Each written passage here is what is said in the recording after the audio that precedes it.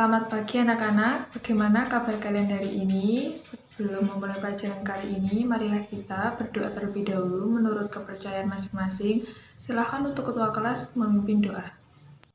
Baik, sebelumnya Assalamualaikum warahmatullahi wabarakatuh. Untuk hari ini, sebelum memulai pelajarannya, Ibu presensi dulu ya untuk kehadirannya. Arya, Bayu. Oke, jadi hari ini kita akan belajar materi lipid. Siapa yang tahu apa itu lipid?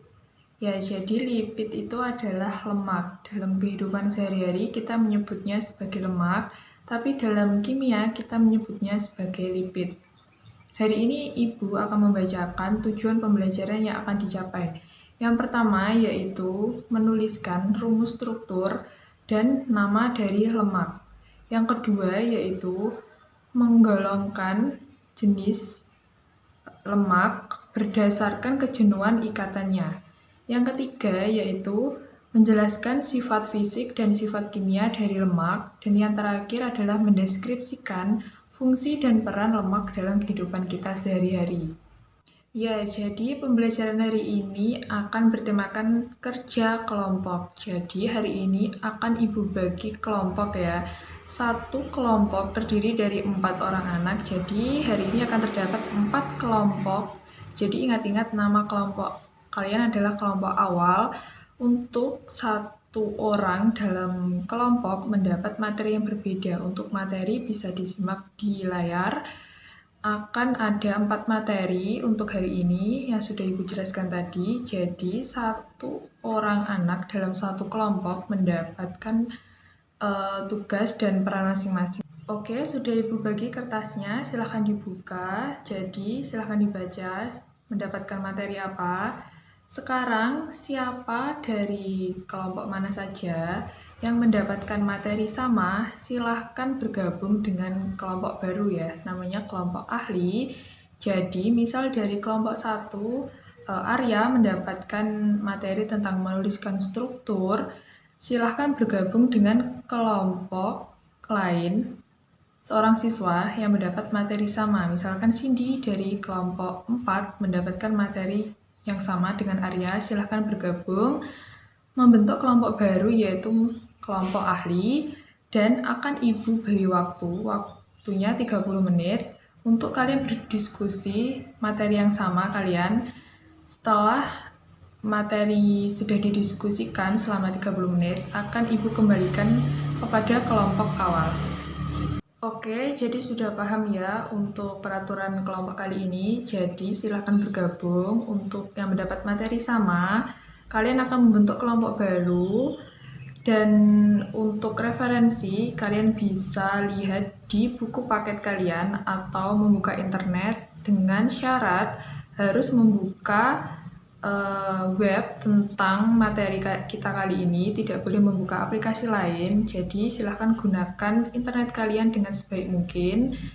Waktunya hanya 30 menit, silahkan dimulai dari sekarang. Ya, jadi sudah 30 menit, apakah semuanya sudah selesai? Jadi sekarang silahkan kalian kembali ke kelompok awal kalian yang terdiri dari kelompok 1 sampai 4 tadi. Dan silahkan kalian saling bertukar materi. Jadi nanti dimulai dari siapa yang mendapat materi menuliskan rumus struktur dan nama lemak. Silahkan menjelaskan ke kelompok kalian, ke anggota yang lain, bagaimana tadi hasil diskusi kalian dalam kelompok ahli, lalu diikuti dengan materi setelahnya yaitu menggolongkan lemak berdasarkan kejenuhan ikatannya dan sampai materi yang terakhir. Jadi seterusnya seperti itu. Kalian sering bertukar pikiran. Setiap kelompok seperti itu ya. Setiap anggota harus menjelaskan bagaimana hasil diskusi dalam kelompok ahli sebelumnya. Baik, mari kali ini kita dengarkan dari kelompok 1. Bagaimana silahkan Arya menjelaskan kepada anggota kelompoknya tentang materinya menuliskan rumus struktur dan nama lemak yang Arya dapat dari kelompok ahli. Silahkan dijelaskan. Asam penyusun lemak disebut asam lemak.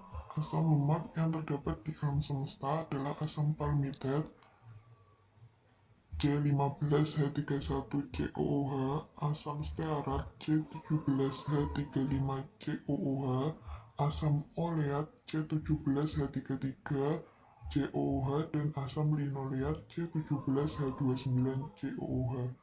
Pada lemak, satu molekul gliserol mengikat 3 molekul asam lemak. Oleh karena itu, lemak adalah suatu trigliserida. Oke, jadi bagus ya penjelasan dari Arya. Untuk gambarnya bisa dilihat di layar monitor, juga ada di buku kalian. Silahkan dilihat struktur umum molekul dari lemak. Oke, kita akan berganti ke materi yang kedua, yaitu jenis-jenis lemak. Mari kita dengarkan dari kelompok awal, kelompok 2. Silahkan siapa yang bertugas mendapatkan materi tersebut, silahkan dijelaskan. Berdasarkan jenis ikatannya, asam lemak dikelompokkan menjadi 1. Asam lemak jenuh, yaitu asam lemak yang semua ikatan atom karbon pada rantai karbonnya berupa ikatan tunggal, contoh asam laurat, asam palmitate, dan asam stearat. 2. Asam lemak tak jenuh, yaitu asam lemak yang mengandung ikatan rangkap pada rantai karbonnya, contoh asam oleat, asam linoleat, dan asam linolenat. 3. Lemak trans. Lemak trans berasal dari lemak tidak jenuh yang mengalami proses pemadatan dengan teknik hidrogenisasi parsial yang menyebabkan perubahan konfigurasi ikatan kimia lemak. Akibatnya lemak tidak jenuh yang umumnya berbentuk cair menjadi berbentuk padat dan lebih awet.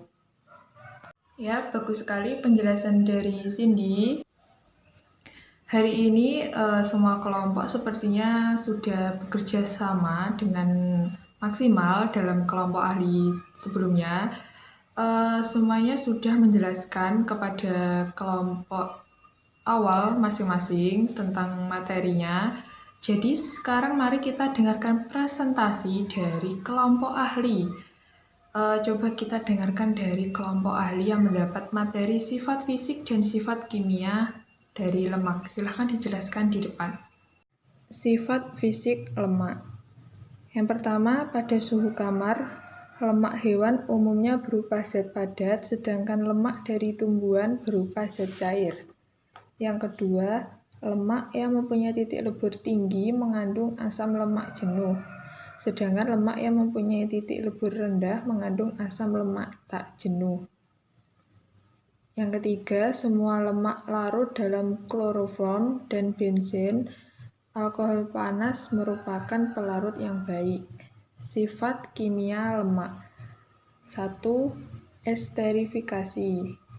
Proses esterifikasi bertujuan untuk asam lemak bebas dari trigliserida menjadi bentuk ester. 2. Hidrolisis. Dalam reaksi hidrolisis, lemak dan minyak akan diubah menjadi asam-asam lemak bebas dan gliserol. C. Penyabunan. Reaksi ini dilakukan dengan penambahan sejumlah larutan basa kepada trigliserida. 4. Hidrogenisasi. Bertujuan untuk menjernihkan ikatan dari rantai karbon asam lemak pada lemak.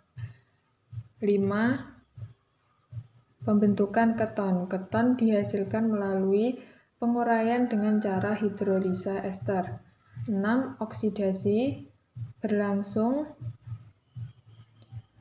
bila terjadi kontak sejumlah oksigen dengan lemak. 7. Adisi iodium. Mengadisi ikatan tidak jenuh dalam lemak.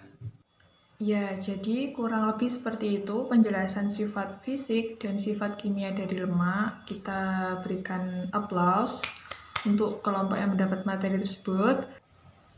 Ya, jadi semua hari ini setelah mempresentasikan ya kelompok ahli, semua telah dijelaskan materinya.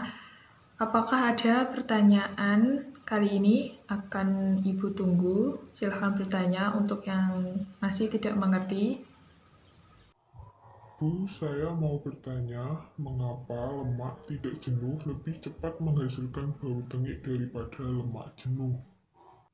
Ya, bagus sekali pertanyaannya dari area. Jadi, mengapa lemak tidak jenuh lebih cepat menghasilkan bau tengik daripada lemak jenuh ya? Jadi, ini tadi terdapat pada penjelasan kelompok ahli sifat fisik dan sifat kimia. Jadi, dikarenakan semakin tidak jenuh asam lemaknya akan semakin cepat teroksidasi. Selain itu, faktor-faktor seperti suhu, adanya logam berat, cahaya, tekanan udara, enzim, dan adanya senyawa peroksida juga semakin mempercepat berlangsungnya oksidasi. Demikian akan semakin cepat terjadi ketengikan. Jadi nanti akan semakin cepat membuat bau tengik.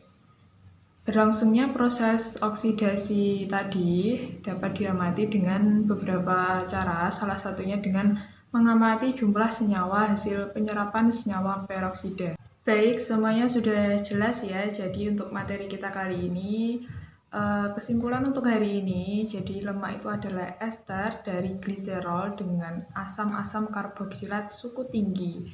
Dan nama lazim dari lemak itu adalah trigliserida, dan titik penamaan lemak itu dimulai dengan kata gliseril yang diikuti oleh nama lemak. Jadi untuk menuliskan nama lemak itu yang pertama dengan menuliskan gliseril ya. Contohnya gliseril tristearat, gliseril trioleat, dan juga gliseril lauro. Dan untuk jenis-jenis lemak mudah ya, kalian juga sudah tahu, tadi sudah dijelaskan. Jadi jenis-jenisnya itu ada asam lemak jenuh, asam lemak tak jenuh, dan ada juga lemak trans. Dan sifat fisik itu kuncinya adalah sifat yang bisa dilihat dengan mata, sedangkan sifat kimia itu membutuhkan alat atau percobaan dalam laboratorium untuk membuktikannya. Jadi contohnya tadi ada esterifikasi, yaitu bertujuan untuk asam lemak bebas dari trigliserida menjadi bentuk ester. Reaksi esterifikasi dapat dilakukan melalui reaksi kimia yang disebut enterifikasi atau penukaran ester yang didasarkan pada prinsip transesterifikasi Friedel-Crafts. Dan yang terakhir yaitu fungsi lemak dan peran dalam kehidupan sehari-hari itu sangat banyak. Jadi jangan salah sangka jika lemak itu buat apa, Bu? Jadi lemak itu fungsinya banyak juga. Yang pertama tadi sebagai sumber energi. Jadi dalam tubuh kita itu lemak juga berfungsi sangat banyak. Selain itu memberikan rasa kenyang, jadi kayak mengganjal rasa lapar, dan memelihara suhu tubuh, jadi bisa untuk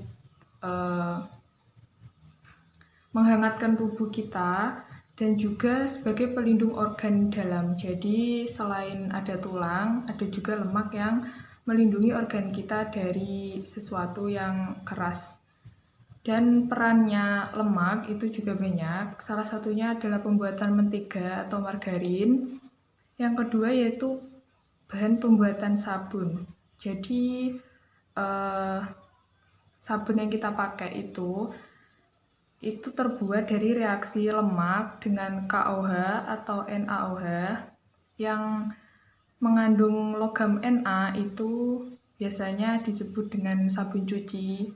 Yang mengandung logam kalium itu biasanya disebut dengan sabun mandi.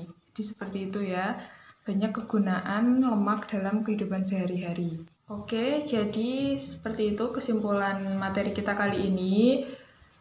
Ibu cukupkan sampai di sini. Semoga pelajaran kali ini dapat bermanfaat.